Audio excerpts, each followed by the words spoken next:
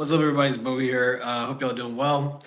Doing something a little bit different today. Doing something a little bit different. First of all, it's Talk Like a Pirate Day, and so I thought I should talk like a pirate. Arr! I feel the title might be a little misleading, but also not. It'll make sense in a minute. But I guess I should first say, Happy Talk Like a Pirate Day. If you haven't seen already, we've been sharing out a lot of our Pirates and Pipe Tobacco episodes on social media. And yeah, if you've not done so already, just head to countrysquireradio.com, search for Pirates and Pipe Tobacco. Well, I guess, actually, how do you? We need to make that readily available. It would be nice if there was like a collection of playlists on YouTube for all the different series we've ever done, so that like you can click that playlist and then you've got all the Squire selects, all the Pirates and Pipe Tobacco. That would be pretty cool. That'd be pretty cool. Anyway, that's just a thought. That's just a thought for now. But yeah, so no, but one of the reasons that I've been doing that today is because I have got a new project on the horizon that's not revealing the name of it yet, but if you go to blackflagpod.com, that is blackflagpod.com, then yeah, you can learn a little bit more about it, or at least you can sign up to learn a little bit more about it to get kind of some early access to some story elements and all that kind of good stuff. But the thing is, Country Squire Radio, y'all are fam. You know what I mean? Like for you guys, I'm a little bit more loose, happy to be kind of more behind the scenes, share you some of my thought process, what's going on, and all that kind of good stuff. Y'all, first of all, I need to tell y'all something. This day, and just in general, life has not gone the way that I had hoped it would. Let me address a couple things first. First off, what's up, guys? A lot of people have been asking. I've been meaning to put out an update for some time, but I haven't exactly had the time, and I'll talk about that in a second. First of all, John David is fine. Okay, John David is okay. His house did almost flood. Of course, he's based out of Jackson, Mississippi, but he's okay. The water got kind of close, but he's okay. The shop is also fine. I thought that was surprising that the two were reversed because I know the typography of our city, of our old city. And if I'm not mistaken, his house is actually higher up than the shop. The shop is next to the river. And so I was actually shocked that the shop didn't flood. But anyway, all that to say, they are okay. Both John David, family, and shop, they're all okay. So just want to let y'all know that. I have had like the worst last couple of weeks, just health-wise, that crescendoed over the last, I guess it's been about 8 days now, with catching COVID. For the last 2 years, I have been running from COVID like I owed it money. And it finally caught me. And Omicron just like laid the smackdown hard. But, hey. Still in kind of the recovery mode from all that. I think tomorrow is when I'm less contagious. I think they said like with Omicron after I think about like 5 days from being, they basically 5 days from when you start having it, but essentially 5 days after you test positive, you're okay to traverse, but you need to wear a mask because your transmittableness is plummeted significantly at that point. It's so far as I read, this is not me putting out health information. Please don't shut me down, YouTube. I don't know what I'm talking about. But I'm just sharing what this is what I'm going to do. Not that I have anywhere I need to be, but it has been it's been tough. It's been tough. So I haven't been able to enjoy my pipe tobacco. I haven't been able to enjoy any of my spirits, but I have been able to enjoy some tea.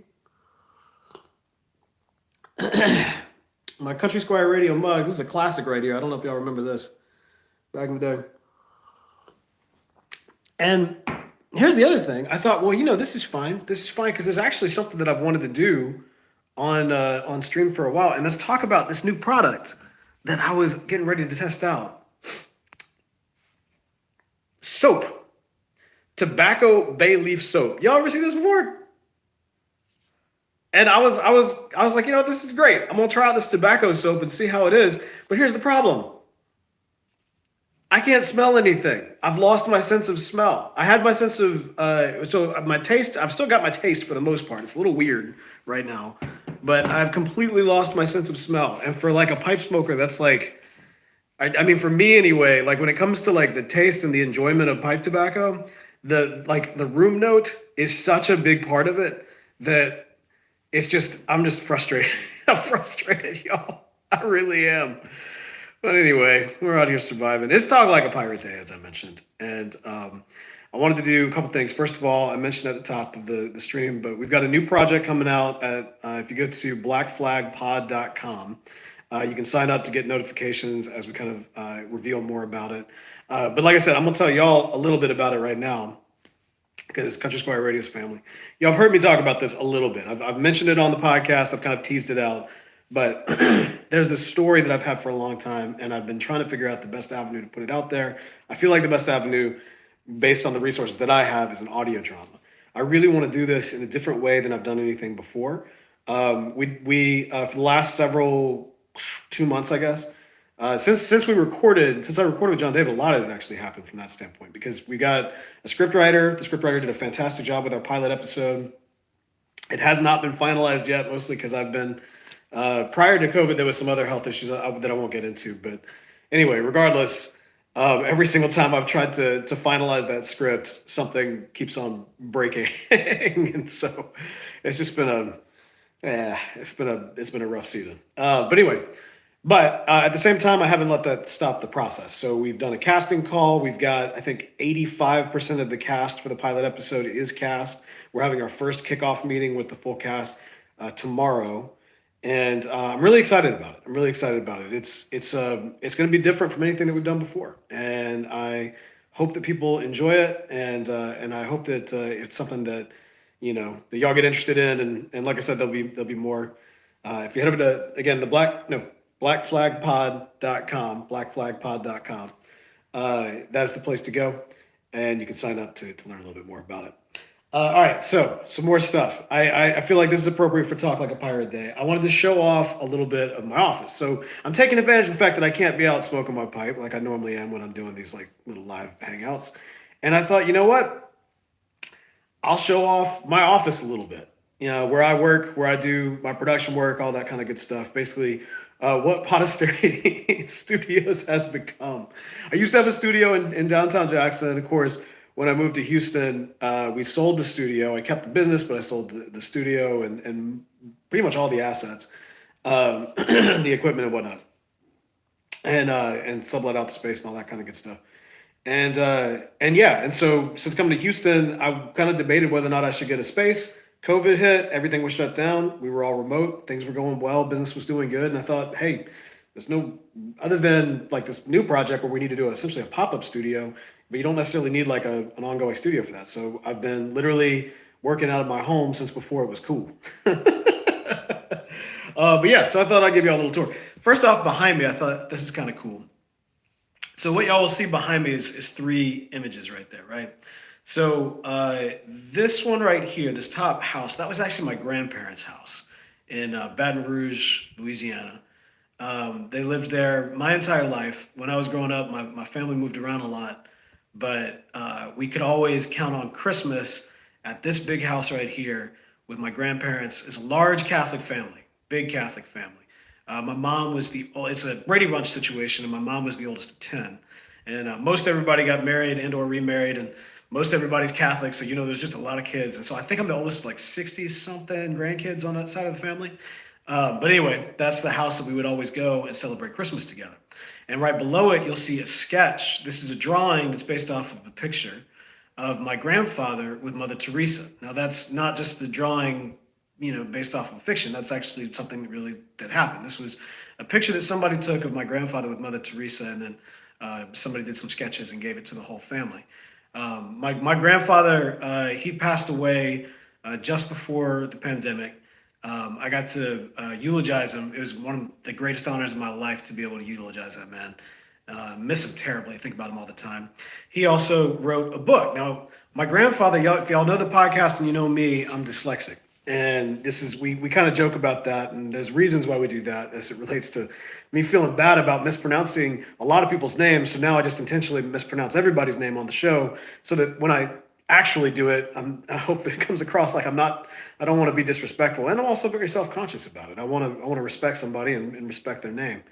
But I am dyslexic, and I got it from him. He was dyslexic, but he was a dyslexic lawyer of all things, and he was very successful. He was very good. He's a brilliant mind, had a very extensive vocal vocabulary, but very difficult in terms of reading and writing. And so he had a lot of aides and staff that helped him along the way to do what he needed to do. But one of the things that I think is just so inspiring is he wrote a book. And it was called Uncle Jeb and the Spirit. And it was a book based off of stories he used to tell his kids and then all of us grandkids whenever we were spending the night at their house. He would come in, he would sit down, he'd tell us a bedtime story about old Jeb, old Uncle Jeb. And so he wrote this book in his later years. And like, when I say he wrote this book, it's obviously published, but it was published by like a small law text, textbook company in Baton Rouge and everything. So, that's what he did. He used those connections to be able to get what he is. And, the book never sold very well, and that's okay. I think he was just really proud that he put it out there. And honestly, it's something that I still consider very inspiring and has really kind of encouraged me to push myself, because as somebody who now tells stories to my children, and now is seeking to try to take those stories and bring them, out to the world in the method that I feel the most comfortable with, which at the moment is audio. It's yeah, I love that. This was when they did when they released the book. There was this big poster, and he would go do book signings around Baton Rouge, and they'd put the poster up on a little tripod and everything. So anyway, those are just three things that are in my office. Over to the side here, this is where, listen, this is what y'all want to see. So I've got my, yeah, look at that beauty right there. All of kind of I've got a lot of favorite pipes, and I've been gifted favorite pipes from many amazing crafters over the years. And if you're one of them and you're not seeing your pipe here, that does not mean I don't love your pipe. These are they're all tops. They're all tops. But these in particular just are really just some of my absolute favorite pipes, and each carry a special meaning and a special story along with them. Also got some pipe tobacco right there. I think this is Cellar, and this is Sleepy Hollow. So we've got that right there. We've also got now. All right, listen. All right, so I don't know about y'all. I'm not a big cigar guy, but if we go on down here, I did just get this humidor. I've been struggling to keep the humidity to 65, so I need to get back on that. I've got got a couple cigars in there. So if you got any tips or tricks on how to get that humidity up, I'd be very, I'd welcome it. You'll also see right next to it, I've got kind of a bunch of pirate books. It's my kind of small little library of pirate books. I've read a portion of all of these, and then I've read a few of them all the way through. I try to, well, for one thing, I read slowly anyway, but I always like to bring some pirate books with me whenever I travel, which is always nice. And then, okay, all right, let's go down a little bit further here. Okay, all right, so Santa Claus got me this 2 years ago, because Legos are not just for children, and neither are pirates. I made this with my kids Christmas morning a couple years ago, and really, yeah, I love it. Although they did try to take it out of my office a couple times. I'm like, no, this is Dad's. You've got your Legos. This is Dad's Legos. So anyway, and then what else can I show you all? The problem is just with being sick and everything's been a little bit of a wreck. But I can kind of show you my setup here for the most part. Clean up some of the tissues and everything. There we go. So as you can kind of see from behind me, this has been my recording setup. I got three monitors right there. Well, I got the laptop. There's a monitor hooked up to the laptop. I've got the desktop as well. Typically anything that I'm doing with video or Photoshop, that sort of thing, that happens on the Mac. The audio, for the most part, happens on the PC unless I'm doing some conversion work, in which case I do that on the Apple. Got the Heil mic, whatever they're called, which has been really great. Got those nice Sony headphones as well, which has been wonderful. So yeah, yeah. I'm just gonna I can do kind of a quick scan without showing too much here. I got the season one of this project that we're coming out is storyboarded up there. There's kind of the main plot points. Uh, yeah, I got my work board right there. I got won this Cat Head Distillery in a trivia contest last time I was in Jackson. So there you go. Anyway, I thought, like I said, I was thinking, man, for one thing, I want to get on, want to share the fact that we've just started this sign up to find out more information about the new show. Which again, go to blackflagpod.com and sign up there. Um, and especially given the fact that it is Talk Like a Pirate Day, you got to take advantage of that. But I've been just so upset. I was hoping I'd be able to be pipe ready again by the time we got here. Okay, sorry, I'm now scrolling through some of y'all's messages. Let's see. Looking forward to more on the new podcast. Thanks, Zach. Appreciate that. Yeah, we've. I hope y'all have been enjoying the series of episodes. It's been, when we were recording them, John David was feeling so bad. He did not have COVID, but he had some kind of crud that he was fighting like the entire time, and that there's a benefit to batching the episodes like this and the way that we do it because it does make the production process so much easier and so much smoother. And it releases a lot of the stress of having to try to manage everybody's schedule throughout the week. But the trade-off is that if if you're not good those 2 days, then like that's a almost a quarter of a year worth of content. And so we didn't even get as much as we had planned to, just because he wasn't up for it. So it was a rough recording session. But when I go back and I listen to it, I'm like, no, these episodes were actually really good. Like we got some good stuff in there. So I'm glad y'all are enjoying it. Portland Paul, he says you did not lose taste or smell. You're lucky, man. Listen, my taste has been fairly good, and I read somewhere that one of the things to do is to continue eating like spicy foods and like sweet food, like really kind of making sure you're having an expansive palate, so to kind of stimulate your taste buds. Again, I don't know, I'm not a medical professional, but that's what I've been doing. And my taste, again, certain things taste weird. Everything tastes a little weird or a little muted, but I still have my sense of taste. Wine, I did have a little bit of wine the other night, and I thought I sipped it. I was like, oh, this is a new bottle. Like this tastes like it's gone bad. I asked my wife. She said, no, it tastes just regular. I was like, okay, well, maybe it's the nasal thing, or maybe it's something else. So I don't know. But the smell thing has been bizarre. My wife made a pot of chicken stew yesterday. And normally when this chicken stew is made, like, the garlic and the chicken and the onions, like all of those smells are just fill the house. And it's almost like you can't get any work done because you just smell it like stewing all day. I couldn't even tell it was there. Like I remember opening up the pot and I said, "Does this smell amazing? Because this looks like it smells amazing." And like I couldn't smell anything. Occasionally I'll get like a medicinal type of smell, but it's very brief and I don't know.